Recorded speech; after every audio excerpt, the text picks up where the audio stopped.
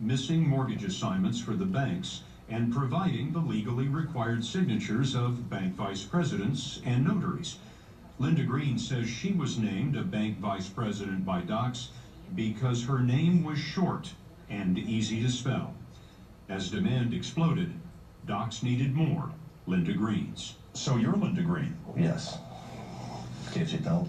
Chris Pendley worked at Docs at the same time and signed as Linda Green. When you came in to Docs on your first day, what did they tell you your job was going to be? That I was going to be signing documents for using someone else's name.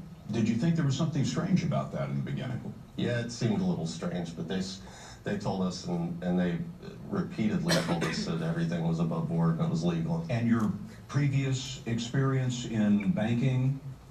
None. In legal documents? None. There really were no requirements for the job. Correct. You had to be able to hold a pen. Hold a pen. But you were signing these documents as if you were an officer of the bank. Correct. How many banks were you vice president of in a given day? I would guess somewhere around 5 to 6. What were you getting paid for this? I'm embarrassed to say. $10 an hour. $10 an hour, that's not much for a guy who's vice president of 5 banks. Yeah, I was very underpaid for my status in the companies. Pendley showed us how he signed mortgage documents as Linda Green.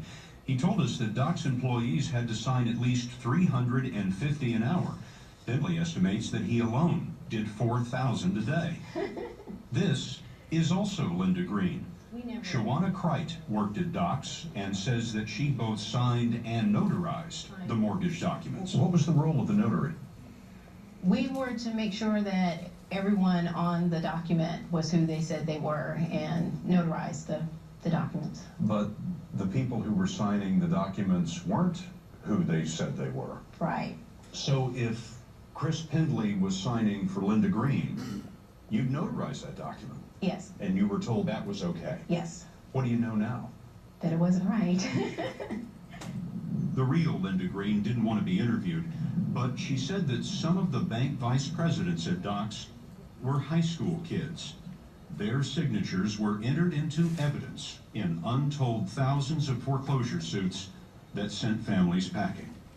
So it was a common practice in the last few years to flood the courts with these documents. And look at some of the junk the courts were flooded with. Sometimes the document mill didn't even bother to fill in the name of the supposed owners. To them, it seemed like a joke. Instead of the name of the bank here that was acquiring the loan, this one says bogus assignee for intervening assignments. That's who acquired this loan. This was an actual document that was in litigation? Yes. And what corporation assigned this loan? A corporation identified as a bad beanie. Excuse me, when I saw that, I was just absolutely amazed. What does that mean, a bad beanie? It could possibly mean a bad beneficiary. I have no idea what they meant. So here's the same woman, Linda Green, and this time, instead of being a vice president of American Home Mortgage Servicing, she's vice president of a bad beanie. Simoniak says that the banks whose paperwork was handled by the Docs forgery mill included Wells Fargo, HSBC, Deutsche Bank, Citibank, US Bank, and Bank of America.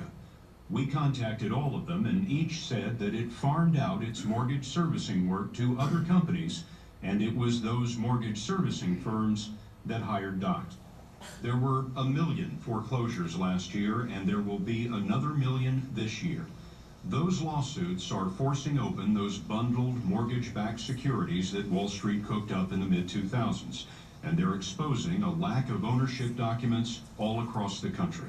It's astonishing to me that this became as pervasive as a problem that it is. It got sloppy. It got very sloppy. Sheila Bair is one of the government's top banking regulators as chairman of the Federal Deposit Insurance Corporation. You just described it as pervasive. Yeah, it is pervasive. It absolutely is pervasive. And it was just a matter of cutting corners, not spending enough money, not having any quality controls. Incompetent banking back then is causing foreclosure ghettos today. Although banks say the courts have been accepting their paperwork, now that's changing. as desperate homeowners countersued the banks over the document fiasco. These are lawsuits by homeowners. Yes, Who are yes. being foreclosed upon, saying, Yes, or are in the process or already been foreclosed on. saying, yes. prove it. Yes, exactly. Prove that you own this. Exactly. How big an issue is that going to be? There are 30,000 Well, today. I think this litigation could easily get out of control, and we would like to get ahead of it. We're already feeling like we're falling behind it. You know, none of the major banks were willing to sit down with us and talk to us about this, not even the American Bankers Association. Sorry to hear that. Why do you think that is? They're feeling very defensive now, and so I can only assume that is the reason why they decline. The banks are defensive because all 50 state attorneys general want to punish them. The states are seeking about $20 billion in damages for what they say is the irresponsible, perhaps criminal way that some mortgage companies handled what is, for most folks, the most important investment of their lives.